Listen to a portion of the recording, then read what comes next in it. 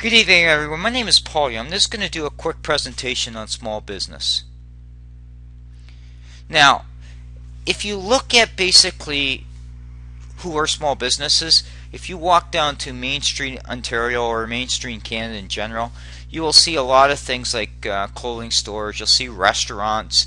You'll see maybe auto repair shops. You might see a small logistics company. You might see a bakery and all that. That's typically who small businesses are. They're typically very small in terms of the number of employees, and they're pretty small in terms of their annual revenue, right? And that's not discussed by Mulcair at all and during the election. He basically talks about small business, but he never talks about the details. Now let's talk about small business in general.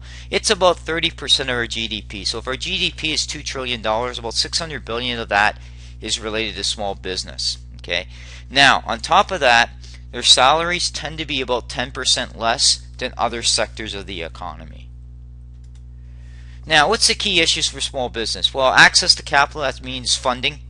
Access to skilled workers, again, they have limited budget, so they're not able to hire people. Taxation issues, whether that's property, payroll, corporate tax. Red tape, that's the filing government regulations.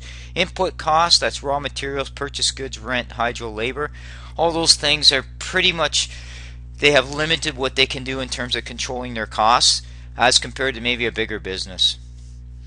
Let's talk about the budget. The last budget that was released, the CFIB, Canadian Federation of Independent Business, basically gave the government a good rating in terms of its policies, and that's what you're seeing on this screen. Now let's talk about the NDP. The NDP's focus is this constant said we're for small business. Okay, they talk about the 11%, 9% tax reduction that they're planning. Harper's already got that in the budget, but he's just phasing it over a 3-year period. He also talks about cash hoarding as a way to pin up and attack big business. Well, you can only talk about cash hoarding, or as we call cash investments, if you look at a high-level view. 60% of all cash holdings are within about 30 or 40 companies, and most of that's IT related, but yet that statement's never made. The other things he doesn't talk about is the CPP enhancement, which would be a payroll tax, or how this proposed cap and trade system is going to do. Both cases will add cost to business. Liberal Canada, well, Justin Trudeau came out recently, said that he wants to shut down some small businesses because he feels that they're just used as tax shelters, and yet Justin Trudeau's one to be calling that out because his whole trust funds go to a number of companies. Let's talk about Harper. He's basically planned.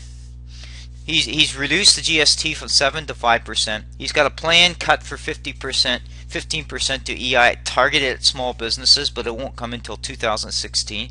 He's planning a phased-in cut to corporate taxes over a period of time, and he continues to focus on red tape. Now, red tape's a critical area for companies, especially small businesses. They have to watch their cost. The more and more they have to spend on basically filing paperwork, the more and more it takes them from growing their business. And Harper, in the last time CFIB, Canadian Federation of Business, did their survey, Harper got a B+ rating on his ability to reduce red tape.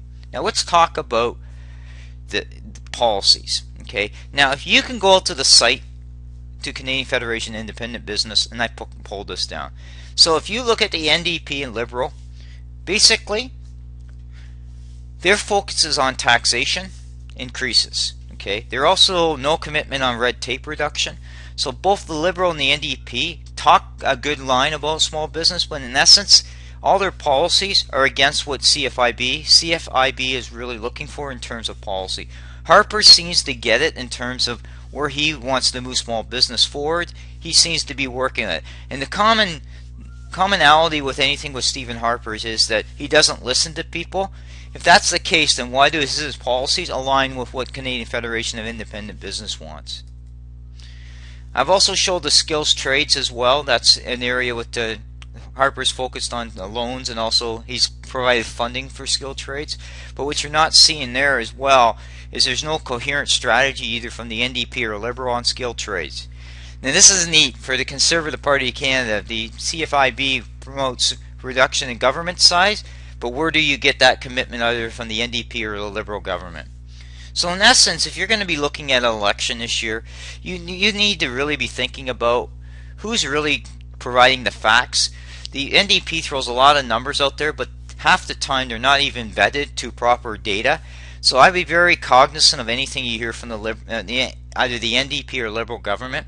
You also want a party that really is not on the touch of reality, and that's really what you're coming down to over the next 3 weeks when you start making your decision, is get beyond the rhetoric and actually go deep dive into their policies.